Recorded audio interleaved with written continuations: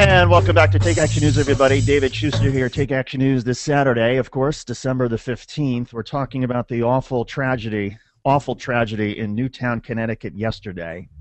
Total of 27 people killed, 20 children, 6 adults. The gunman, Adam Lanza, committed suicide.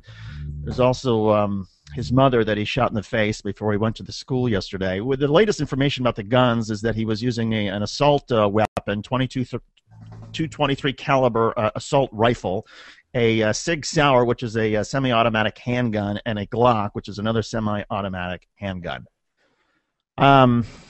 Here to talk about this, Cliff Schecter from WEAC Radio, who's also part of Mayors Against Gun Violence. Cliff, how you doing?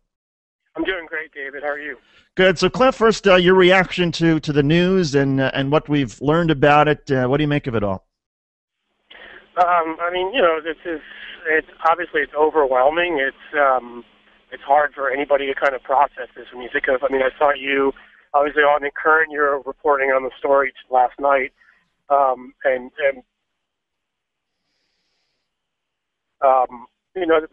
the same time, as this kind of thing is upsetting, and we have to sort of sit here and think about this, and of course we have to keep talking about this and not listen to what those on the other side would say that would shut us up.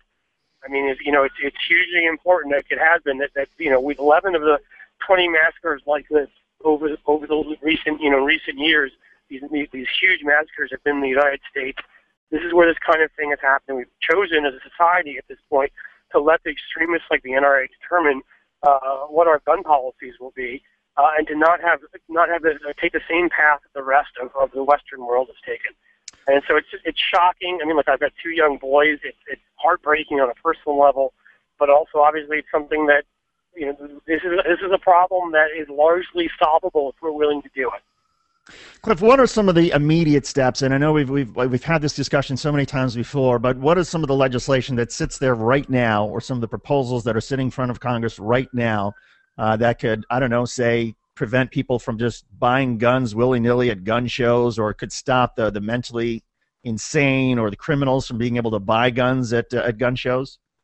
Right. Well, I mean, obviously the most important one is the gun show loophole. Right now you've got about 30-plus states that allow people to go and purchase guns from a private seller at a gun show without having to show any type of ID, really any kind of background check at all.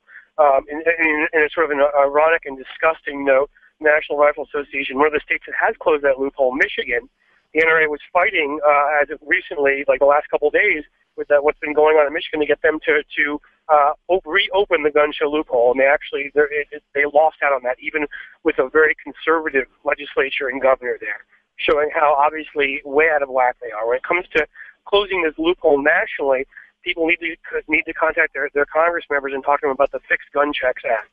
It is hugely important in that not only would it require all private sales of guns for there to be a federal background check, but it would require states to do what they're often not doing now and share all mental health and criminal records with the federal database. So, for example, the Virginia Tech shooter had been declared mentally unfit to have a gun by a judge in Virginia, but that information was never shared. The Army had rejected Jared Loughner, because of habitual drug use.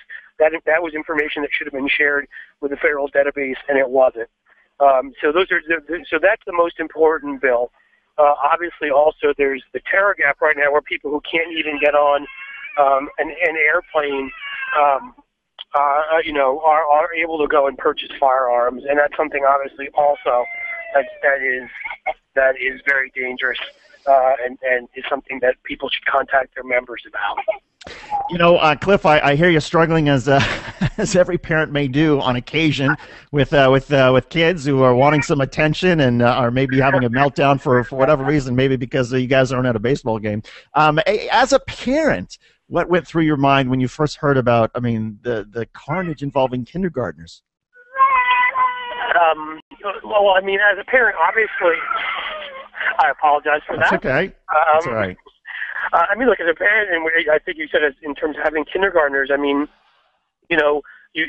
think to yourself, obviously, of the sort of security at schools. I mean, look, I've got a 3-year-old and a 6-year-old, and the first thing I wanted to do, obviously, when that happened was just go and hug my kids and not let them go. I mean, you think to yourself right away, there's this shock with this episode, obviously, that's not like, it's hard to describe for me almost something since sort of almost like 9/11.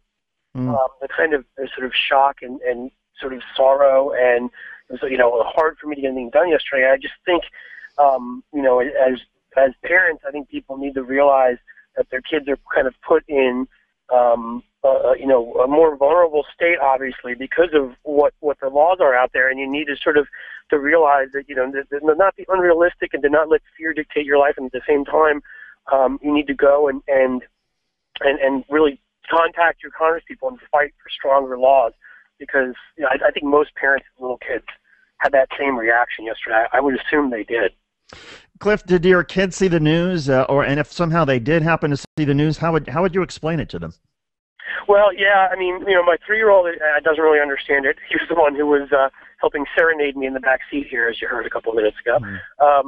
My older son, who's 6, we've tried to talk to him about it. We've tried to kind of have a real, honest conversation about it, while also kind of realizing, to explain to him what he's seeing, and at the same time, like, I don't think you need to share graphic violence. At the same time, get to a point where, what do you tell your kids to do? Who do you tell them to trust? I think it's a tough situation, but I think honestly, there's been a lot of sort of advice I've read about from psychologists on this.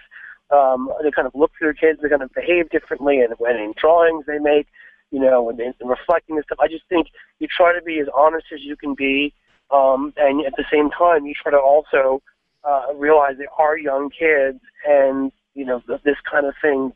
You don't want to scar them, obviously. Cliff, have you talked about guns with your 6-year-old? Does he generally sort of understand the concept of guns? Yes, we have. I mean, look, this is very important. This is an issue that I work on. I know the statistics on kids being shot. I know the statistics on parents' guns being used by kids in households, and it's just horrifying because we haven't any kind of a shame campaign like we've done on other important public health issues, whether it's drunk driving, whether it's tobacco use, secondhand smoke, and things, for parents who leave guns around and don't lock guns. So I've had those conversations with my 6-year-old. He goes to a friend's house and they see an unlocked gun, that they're immediately to leave the room. He's to leave the room and tell a grown-up if anybody's playing with a gun.